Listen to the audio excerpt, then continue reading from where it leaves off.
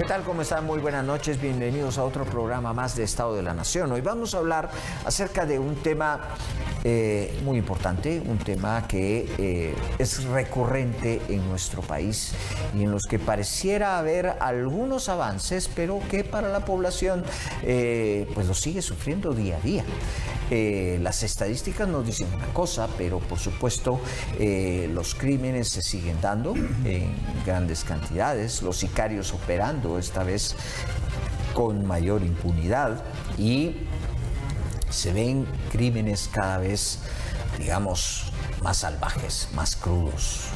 Y o sea que les vamos a hablar hoy de seguridad ciudadana. Y para platicar acerca de esto, pues dos personas conocedoras del tema. Está con nosotros la doctora Ilse Álvarez Espada, quien es ex viceministra de Gobernación, y el licenciado y general Carlos Avendaño, quien está con nosotros esta noche también para platicar acerca de este tema. Bien.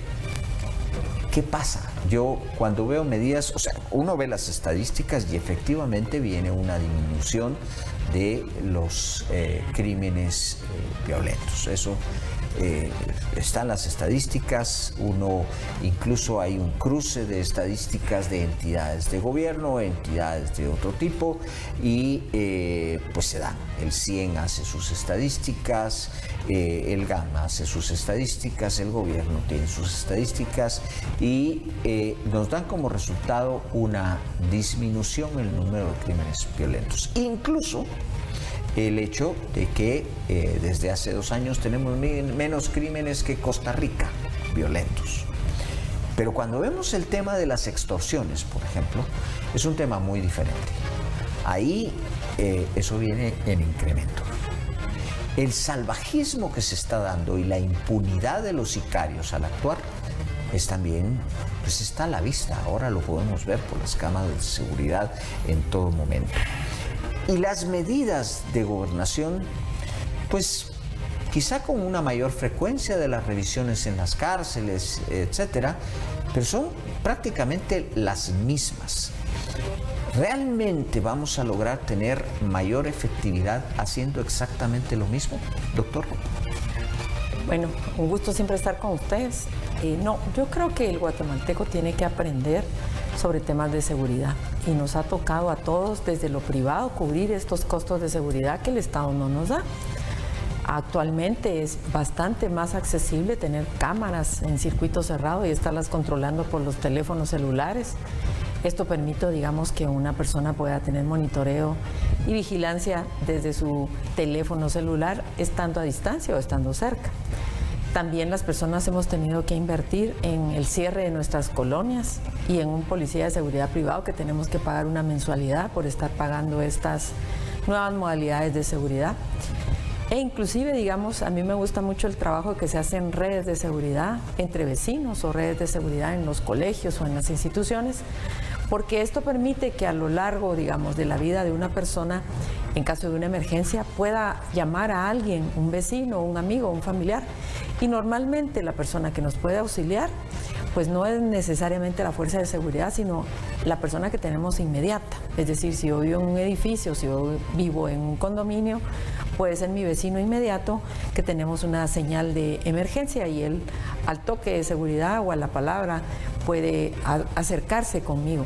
Pero también es importante decir que este despliegue de seguridad que corre con nuestra bolsa, pagando impuestos, ha hecho que el Estado también disminuya, digamos, estas garantías hacia los ciudadanos.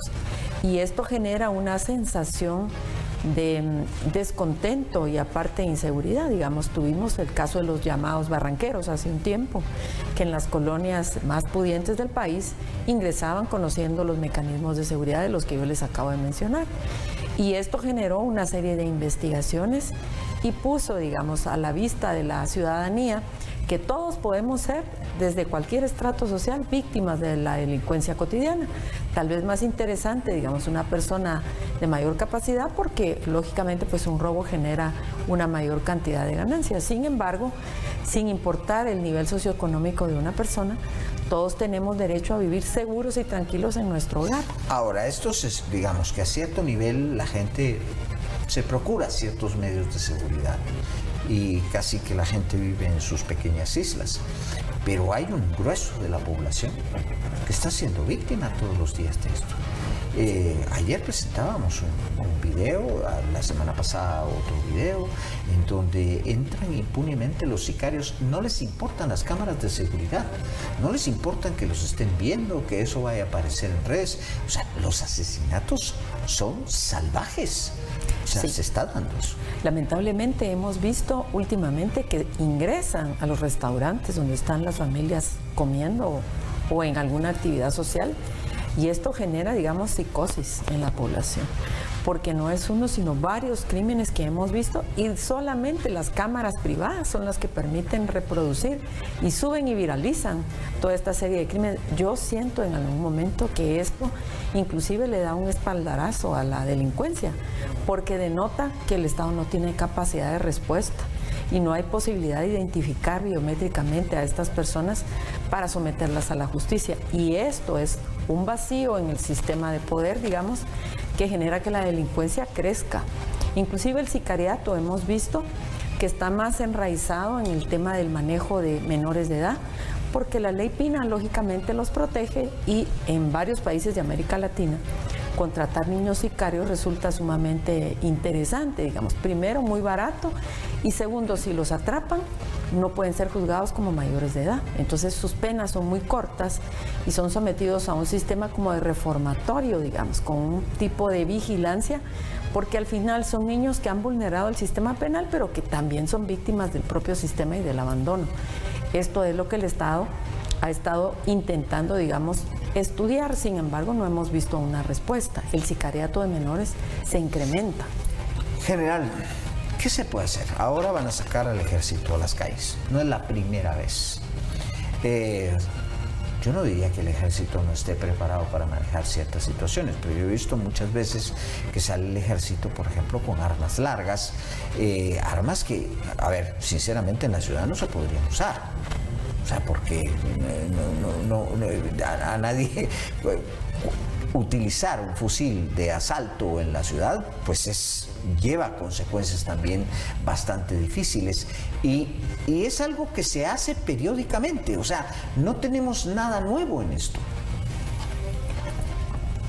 Ha habido presiones antes. En el tiempo del presidente Evo Morales, por ejemplo, yo estaba en Washington en ese momento, cuando la presión fue desarticular las unidades de seguridad ciudadana, y al final se terminó haciendo. Hoy se está pensando nuevamente en retomar la participación del ejército en la seguridad ciudadana, porque la opinión ya popular está contra el gobierno, y quizá los delitos de violencia extrema se han reducido, pero no los delitos de la violencia cotidiana en busca de recursos para sobrevivir, ¿no? O sea, la falta de empleo, etcétera. Tenemos un incremento, por ejemplo, en las extorsiones. Al día 15 de octubre ya llevamos la cantidad de extorsiones o denuncias por extorsión que en el año anterior tuvimos durante todo el año. O sea, que vamos incrementando. Entonces hoy son 11.900, por ejemplo, las que vamos hasta ahora, y en el año 2003 fueron 11.400. O sea, ya pasamos. Esto está trayendo como consecuencia que esos delitos que son de agenciarse de recursos rápidamente o de una manera que no lleve al delito violento, pues obviamente tienen que sacar al ejército, porque ese es el delito que posiblemente el ejército pueda detener con su presencia, tanto disuasiva como activa en ciertas formas. Lo que sucede es que también el ejército sirve como una medida de seguridad para que la policía pues cumpla mejor su labor. O sea, yo como lo veo es que acuerpan a la policía, pero bueno. Pero por ejemplo, yo sí supe de casos donde estaba la policía sin el ejército en ciertos lugares, y cuando ya estaba acompañada con el ejército, pues ya no se podían hacer algunas cosas que sí se hacen si no están presentes los soldados. Todavía hay un nivel de confianza, digamos, fuerte sobre la posición y sobre la actuación del soldado en ese tipo de misiones. Es mucho más confiable, por decirlo de esta manera. porque los controles internos son mucho más fuertes y efectivos para mantener la conducta del soldado adecuada dentro de ese esquema de seguridad. Pero hay cuestiones que impactan demasiado en el tema de la seguridad a nivel nacional, porque la extorsión es solo una forma, es como una vía, pero de esas se desprenden muchas otras. Hoy mismo me estaba comentando una persona cercana de un audio que ha cambiado ya ahorita. En un momento vamos a poner. Que ha cambiado en la forma ahorita últimamente y están diciéndole a usted que tiene, por ejemplo, que alguien le pagó para matarlo y entonces que va a rechazar esa oferta, pero si usted le da la mitad. Vamos a escuchar entonces, el audio, sí. Hay una falta de respeto total a la autoridad. Ahora, cuando se pone al ejército, por ejemplo, para estos patrullajes de fin de año, porque básicamente ha sido puesto como que son patrullajes de fin de año. Sí. Pero es que por el otro lado tenemos un problema serio en la frontera con México. Un problema serio. El otro día hubo allanamientos ahí, es 50 armas. Y en las fotografías estábamos viendo fusiles de asalto de caja, nuevos. O sea, esto no estamos hablando de maras. Estamos hablando del crimen organizado a otro nivel. Entonces, ¿no es un poco quitar de aquí para poner por allá, pero siempre sigue siendo un parche? Bueno, nosotros lo que tenemos que entender es que el Estado no está preparado para afrontar este nivel de delincuencia organizada. No tenemos equipamiento, no tenemos entrenamiento, no tenemos de alguna manera la policía especializada que deberíamos tener. También quiero decirles que a mí sí me gusta la participación del Ejército en el tema de la seguridad. Uno, digamos, la Policía Nacional Civil es creada a través de los acuerdos de paz. Si ustedes le preguntan a las nuevas generaciones si conocen del conflicto armado, no. Las nuevas generaciones no tienen la imagen negativa, digamos, que tenían mi abuelita o mi mamá, por ejemplo. Ahora hay algo importante, el Ejército tiene una función constitucional, seguridad interna, seguridad externa. Ellos están entrenados para temas de confrontación en conflictos armados, pero también tienen la responsabilidad de la seguridad y la paz interior del país. Es una fuerza humana que para mí está desperdiciada si la dejamos solo en los cuarteles. Si solamente la ponemos a realizar un trabajo interno de entrenamiento permanente, pero no sale a las calles. Tienen fusiles y aprenden a usarlos. El tema es si la sociedad está comprometida y entendida de qué significa un patrullaje conjunto, que es la policía junto con el ejército en las calles. A nosotros sí nos recuerda, digamos, las épocas del conflicto armado, que tuvimos algún rescoldo y las tenemos todavía en la presencia. Yo era niña cuando recuerdo que sonaba la marimba y interrumpimos este programa porque hay cadena nacional y venía un golpe de Estado. Entonces, las nuevas juventudes no han vivido, no han entendido este proceso de democracia. Y yo creo que también hay una situación importante. El tráfico de armas es un negocio sumamente lucrativo. Y dentro de los negocios que hay, digamos, el tráfico de personas, el tráfico de armas, el narcotráfico, digamos, el negocio del crimen organizado, que es más rentable en este momento, no es ninguno de esos, sino el tráfico de medicamentos. Porque suele ser la salud, a través del ejemplo de lo que pasó con COVID, la situación primaria en los hogares, digamos, la salud de una persona. Si tenemos vida, pero no tenemos salud, tenemos un problema existencial. Entonces, el ejército en las zonas fronterizas, por ejemplo, debe patrullar de manera conjunta para evitar el trasiego de armas, de personas, de drogas y de medicamentos falsos y otro montón de cosas que no sabemos. Y esta es una situación que debe hacerla de manera muy ordenada y coordinada. También debe haber una política que integre a los juzgados locales para que las personas que ejercen justicia, los defensores públicos y el Ministerio Público, aborden esto como lo que es un problema de delincuencia transnacional. Bueno, hay una estadística que no sabemos. Sabemos que hay capturas, Sabemos que casi que todas las semanas hay allanamientos en relación a las extorsiones, pero no sabemos la historia que sigue cuando llegan a los tribunales y cuáles son los resultados de los procesos en los tribunales. Esa parte la ignoramos, esa parte no nos la cuentan, y ese es un problema muy, muy grande, porque por ahí pueden estar liberando, se captura por un lado y se libera por el otro. Lo que sucede es que los jueces tienen esa facultad de poder cambiar el delito. Y eso es muchas veces lo que está pasando, porque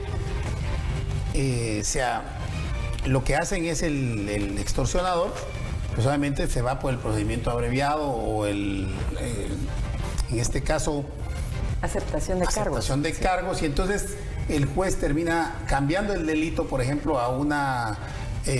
complicidad en la extorsión, o puede también a uno más bajo todavía, y eso permite que el extorsionador no vaya a la cárcel.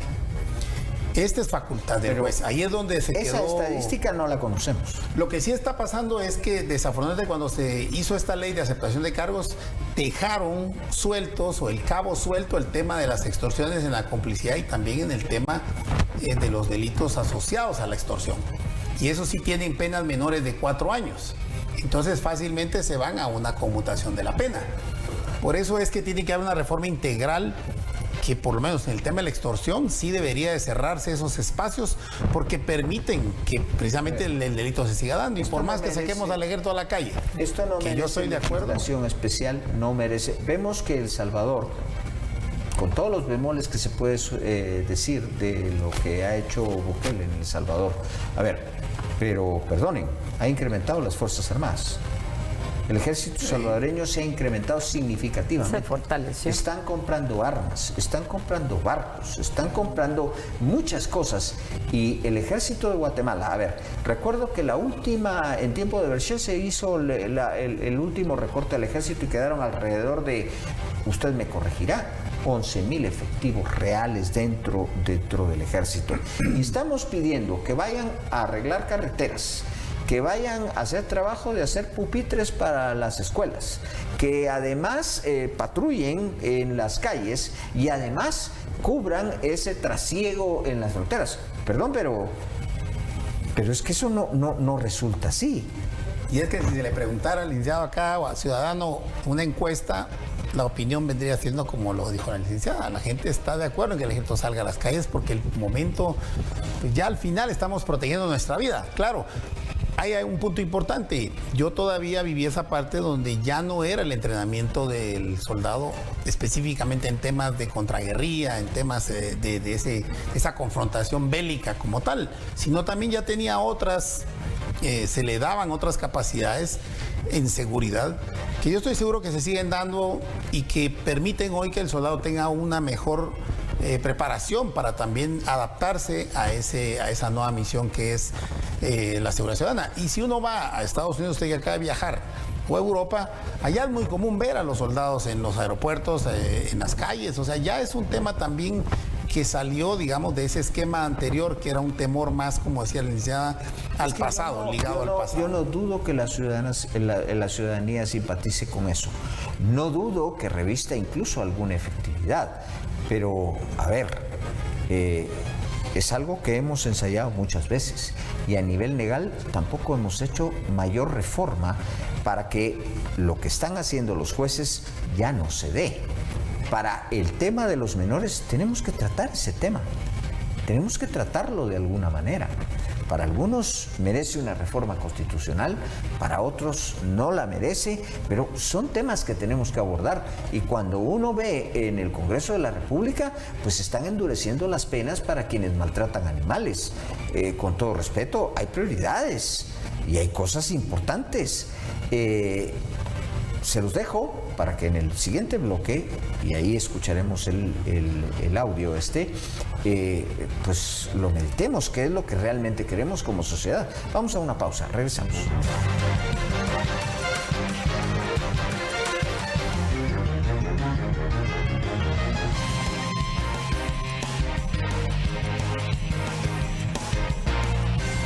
Este sábado, en Cine Estelar. Nada va a molestarnos. Eso se acabó. Recuperamos a nuestra familia.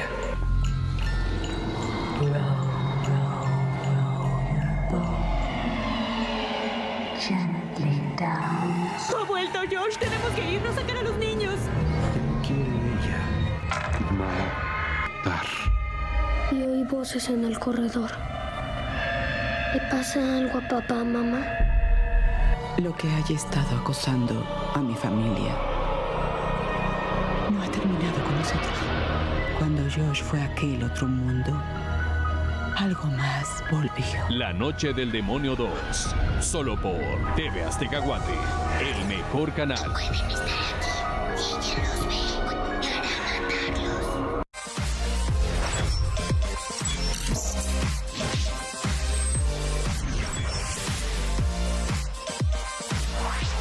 TV Azteca Guate, cerca de ti. Hechos es compromiso, inmediatez y credibilidad. Hechos es estar siempre donde está la noticia para informarle de manera eficaz y al momento. Hechos sobre ruedas, donde está la noticia, llegamos primero. Nuestro equipo de Fuerza Informativa Azteca tiene el compromiso de informarle de manera inmediata sobre los hechos del día a día. Estamos en constante monitoreo en las calles de Guatemala para que usted viva la noticia primero. Hechos sobre ruedas. Donde está la noticia, llegamos primero. Nuestras redes sociales: Facebook, TV Azteca Guatemala, Instagram, TV Azteca Guate, Twitter, @Azteca Guate, TikTok, @Azteca Guate Oficial.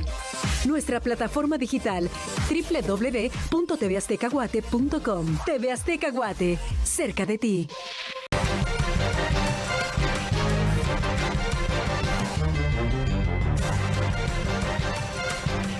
Bueno, continuamos entonces platicando con nuestros entrevistados acerca del tema de la seguridad ciudadana. Narcotráfico y pandillas. No tengo cómo probarlo, pero casi que todos estos crímenes que estamos viendo tienen que ver con una o la otra cosa, o están combinados ambos. Creo que no se necesita una gran investigación para caer en la misma raíz. Ahora, ¿qué estamos haciendo como país a nivel legal para que esto no llegue a los tribunales, entonces salgan inmediatamente? Y luego tenemos el otro problema, un sistema penitenciario que está pues en la peor situación. Entonces, ¿para dónde vamos y qué tenemos que hacer?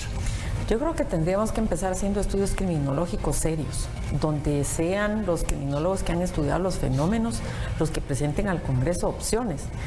La penología, que es la ciencia que estudia por qué imponemos una sanción hasta cierto rango en dinero, porque las penas, voy a empezar diciendo, son de prisión, arresto, de muerte, y también hay pena de multa, digamos. Pero hay penas accesorias. La de muerte, olvidémonos, porque esa ya la metieron bajo la gaveta. Todavía pueden algún día rescatarla si generan una su ley. Si lo quisieran hacer, pero eso se ve lejos. Interesante, porque cada vez que hay proceso electoral vuelve al ruedo, es bastante bueno, a la población le interesa. Es para ganar votos, pero todo el mundo se cae. Políticamente interesante. Pero lo que tenemos que hablar acá es que debería hacerse un estudio realmente fundamentado. ¿Cuál es el impacto del delito de extorsión en la economía guatemalteca? ¿Cuántos negocios cierran? ¿Cuál es el vínculo de las personas que son afectadas, digamos, entre los presupuestos de los pandilleros? ¿Cuánto de ese dinero que ellos administran viene del tema de extorsión? Ahora, podríamos conseguir otros criminólogos, porque sinceramente los que nos han estado aconsejando como sociedades como que no muy funcionan. Vea usted ese caso de la jovencita esta que la asesina otro joven, menor de edad, la mata, le saca el corazón, que eso no muy que se divulgó, le saca el corazón, lo va a dejar el cuerpo por un lado. O sea, ese tipo de crimen, perdón, antes no se perdonaba, antes eso no pasaba así nomás, pero hoy, a la semana siguiente, se produce otro caso en donde otro mata a la joven enfrente de su pequeñita. Y eso lo estamos, es casi ya de diario. Entonces, hay algo aquí que no está funcionando, y que si seguimos en la vía tradicional, como que no vamos a llegar a ningún lado. En el tema penitenciario, la reforma de la que tanto se ha hablado que es urgente, ¿verdad?, al régimen penitenciario, lo que hemos hecho no está funcionando. El guatemalteco lo sabe. Pero sabemos que el 60% de las extorsiones salen del sistema de ahí adentro. Que adentro, para hacer una requisa, hay que pedirle permiso a los que tienen las llaves, y las llaves las tienen los mismos reos. Entonces yo sí creo que es importante buscarle una media entre lo que está haciendo el presidente Bukele y lo que no estamos haciendo nosotros, porque aquí no está haciendo mayor cosa, o casi nada. Pero creo que, por ejemplo, en el caso yo como abogado que he ido a visitar un par de veces por ahí, veo que así como toman otros cursos para reducir las penas o para mantener una buen récord dentro de la prisión y puedan optar a una reducción o redención de pena, ¿por qué no entablar un sistema de, por ejemplo, un servicio como cívico-militar, donde el reo que pierde sus derechos civiles tenga una formación distinta estando adentro y que pueda optar a ese servicio? Creo que es algo hay que hacer para cambiar, licenciado, porque no estamos haciendo nada y lo que estamos haciendo no funciona. Yo lo que sí sé y lo que le puedo decir es que ese menor que le quitó el corazón a la joven, la mató, era menor de edad, se fue al sistema de menores y va a pasar 6 años por un asesinato que no tiene nombre. Así es la ley, ¿no? Que no tiene nombre. Está hecho para eso. 6 años es lo que establece la ley Pina, si mal no me equivoco, para un sistema que de todos modos es de condenas, que de todos modos es una prisión disfrazada, porque lo es. Entonces, a ver, yo quiero que usted nos proporcionó un audio que le llegó hoy y quiero que escuchemos lo que los guatemaltecos sufren. Y yo creo que hay muchas personas, si empezamos a ver cuántas personas, yo les aseguro que les pregunto a ustedes y ustedes conocen de casos, yo conozco de casos, usted por supuesto nos trajo un caso. Escuchemos ese audio, que producción no lo ponga. Más que todo aquí, mira, pues llegamos a una conclusión, babos, hicimos una meeting, babos, acá con todos los homies, ¿me entendés? Con todos los locos. Pues prácticamente aquí lo que nosotros queremos es una colaboración única de parte tuya, ¿me entendés? Como una muestra de respeto hacia nosotros, hacia lo que es el barrio 18, ¿me entendés vos, viejo? Aquí pues prácticamente los 20.000 quetzales no te estamos pidiendo, pero una colaboración, como te dije, de 5.000 quetzales es lo que nosotros queremos. ¿A cambio de qué?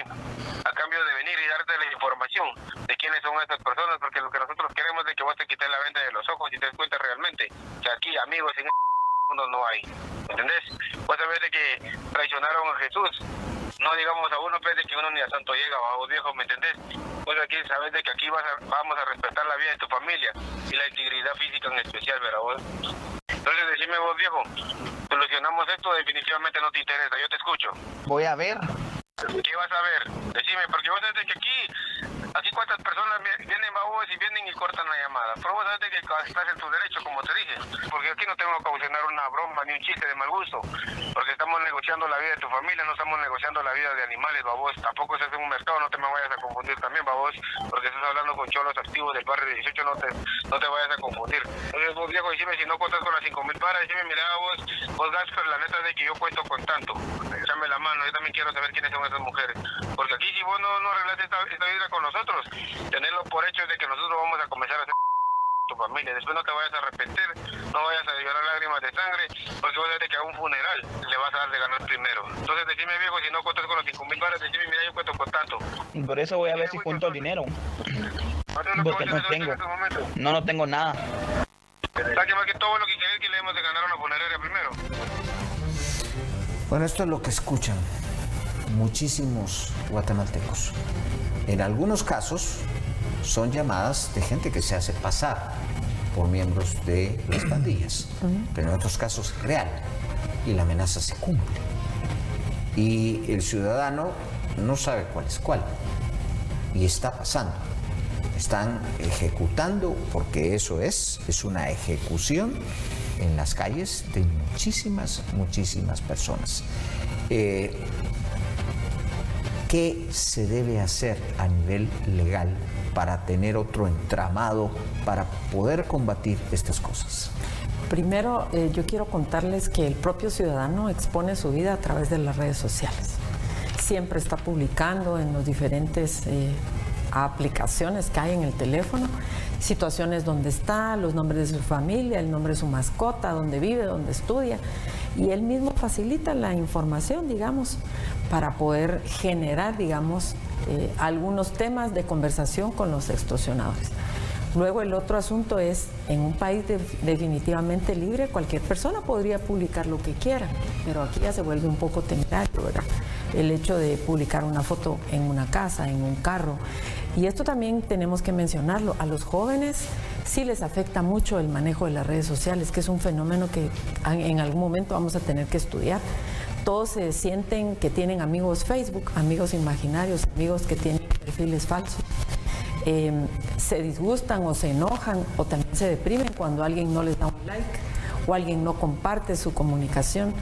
Entonces, lo primero que tenemos que hacer es empezar a educarnos. ¿Cuáles son los temas donde en Guatemala un joven o una familia se expone y expone su información sensible? Cuando la publica en las redes sociales y hace fácil que alguien conozca dónde es su estatus económico, dónde vive, qué tipo de vehículo tiene, dónde trabaja, qué hace. Esto es, digamos, un primer inconveniente en la juventud, porque suelen ser bastante inmaduros a la hora de comunicar. Todo el mundo cree que por publicar una foto publica que está bien y está feliz, tal vez no es cierto.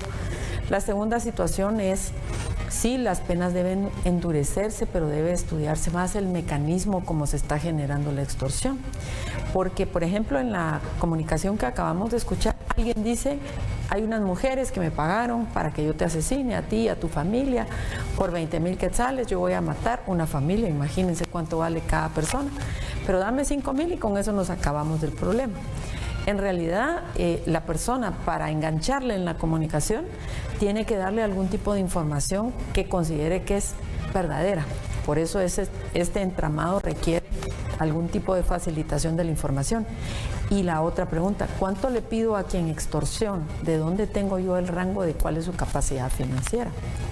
¿De dónde saco yo, digamos, la información? Y por eso es que los imitadores tienen un gran espacio. Vamos a hacer una nueva pausa, pero regresamos de inmediato.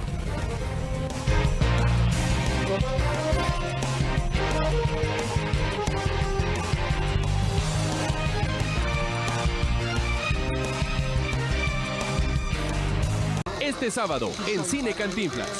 Cantinflas, en una noche de borrachera, se convierte en soldado del ejército por error. Ahí está la equivocación. Juan, si aquí no hiciste ningún Juan Pérez. Esa afirmación del acusado es enteramente pueril. Ay, sí tú, puerilísima. El pueril lo será usted. Y más respeto para el tribunal, que para eso está aquí. Se lo están carneando, señor juez. Pero una bala perdida lo hará visitar el cielo y el infierno. No llores, chato. No llores, mi diablito. Pues que no comprendes que tus lágrimas queman. Cantinflas, un día con el diablo, solo por TV Azteca Guate. Hechos es compromiso, inmediatez y credibilidad. Hechos es estar siempre donde está la noticia para informarle de manera eficaz y al momento. Hechos sobre ruedas, donde está la noticia, llegamos primero. Nuestro equipo de Fuerza Informativa Azteca tiene el compromiso de informarle de manera inmediata sobre los hechos del día a día. Estamos en constante monitoreo en las calles de Guatemala para que usted viva la noticia primero. Hechos sobre ruedas. Donde está la noticia, llegamos primero. Son historias de la vida real. Todos estos años me has culpado por su muerte, papá. Y ella murió a causa del terremoto. Murió por haberte tenido. Problemas a los que se enfrentan las mujeres en su vida cotidiana. ¿Estás seguro? Tú te contagiaste, ¿verdad? Te revolcaste con alguien de la colonia, ¿verdad? Violencia. Papito, te juro que hice hasta lo imposible por reunir el dinero. Laura, por favor, trata de controlarte, ¿no, Laura? No vayas a pensar. Inseguridades. No voy a tener que hacer todo esto en el casting, ¿verdad? Miedo. Trabajas demasiado para protegerme y no es justo. Hay que huir así nos maten. Lo que callamos las mujeres. Lunes a viernes a las 3 de la tarde. Solo por TV Azteca Guate.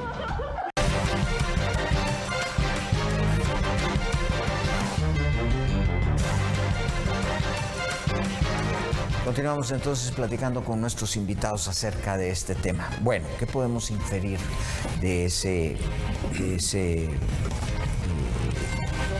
audio? Amén de que yo entiendo, el guatemalteco tiene que adaptarse y cambiar sus costumbres, etcétera, etcétera. Tenemos que tener un poco de conciencia. Pero ¿qué le toca hacer al Estado? Es que ¿qué le toca hacer al Estado? Eso es importante. Y sobre todo, ¿qué toca hacer desde el Congreso de la República? Si ya el gobierno tomó la decisión de utilizar al ejército para estos temas de seguridad, que era una de las decisiones más difíciles, imagino yo, que estuvieron considerando para llegar a tomarla, hay que hacerlo bien hecho. Tanto el acuerdo gubernativo que le permita la protección también al elemento de tropa, que no vaya a ir a terminar detenido, como ha pasado otras veces, cuando ya se involucra directamente en temas de seguridad ciudadana, pero también involucrar en el tema, como repito, del sistema penitenciario, porque si ahí es donde está la fuente de muchos delitos, entonces involucrémoslo también ahí, busquemos la figura legal que le permita una mayor participación del ejército dentro del sistema penitenciario. Eso es una de las cosas que yo recomiendo de manera urgente. Y obviamente, lo decía la licenciada, ya hoy es una época distinta, los jóvenes no tienen esos temores, esas, digamos que tabús que se hicieron en el pasado de la participación del ejército en aspectos de seguridad. Y buscarle la forma de que sea más efectiva la participación del ejército en esta tarea de seguridad ciudadana a través de la presencia mucho más fuerte en los sectores. Por ejemplo, sabemos que las extorsiones están más en el área de Villanueva y Misco, lo dicen las estadísticas. Entonces, entrarle a esas áreas y entrarle a los focos, al origen del problema. Y para eso hay que utilizar de manera contundente a las fuerzas de seguridad, en este caso el ejército, acompañados de la policía, porque así lo dicta la ley, para que pueda tener realmente un efecto de captura y un efecto que sea, que tenga una repercusión positiva en el diario vivir del ciudadano guatemalteco. A ver, hay un gran número de extorsiones que no se denuncian. Y no se denuncian porque pagan. Pagan los buceros, pagan los taxis, pagan los tuk-tuk, pagan las empresas que reparten cualquier tipo en prácticamente cualquier colonia, en prácticamente cualquier lugar. Ellos están pagando, es una cantidad de dinero. Y vuelvo un poco al asunto. Yo entiendo, bueno, el ejército, sí, esa es la parte de capturas. Sí, pero es que hay una parte legal y tiene que ir más allá que simplemente el endurecimiento de penas.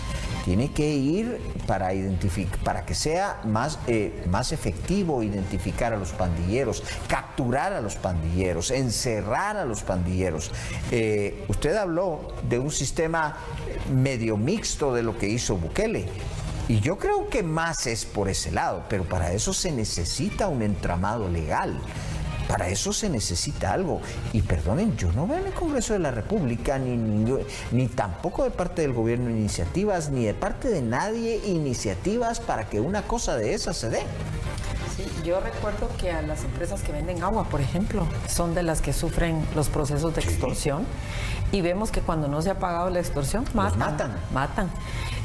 Creo que vale la pena mencionar que se pueden hacer varios estudios serios y aparte de varios estudios serios, varias reformas. Por ejemplo, se había hablado si a los pandilleros debían ser tratados como delincuencia organizada, que sí son. Si habría que modificar la ley, no. Habría que encuadrar la actividad que ellos realizan en realmente lo que está sufriendo el ciudadano. Pero el ciudadano también tiene un temor real. El pandillero ingresa a la cárcel y el juez le da medida sustitutiva. Puede andar con arma ilegal y la portación demostrada. Y tal vez aquí la población debe entender que por esta situación del pasado, la Constitución moderna tiene unas defensas hacia el inocente, que es la persona que está siendo sometida a proceso penal, y la víctima quedó abandonada en la Constitución.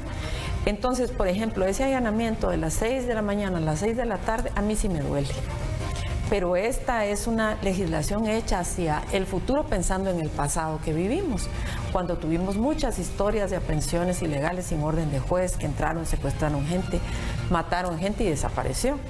Entonces, el Estado legisló hacia el futuro pensando en el pasado, limitó los horarios de allanamiento, por ejemplo, dio una gran cantidad de defensas a la persona sindicada, que le asiste un abogado, que tiene que estar en 6 horas puesto frente al juez, que en 24 horas le vamos a resolver la situación jurídica. que sí es ligado a proceso y entra al sistema, le tenemos que proveer salud, seguridad, educación. Hay personas que me dicen, pero entonces portarse mal es más rentable. Si yo como tengo que trabajar para tener una casa, un trabajo, mis alimentos y mis medicinas, yo entro al sistema penitenciario y por ley me las tienen que comprar y dar. Es decir, yo entro al sistema penitenciario y estoy bajo la administración de un alcaide, pero el alcaide me tiene que proveer todo, hasta el acompañamiento espiritual, me tienen que dar las oportunidades, abogados sin pagar.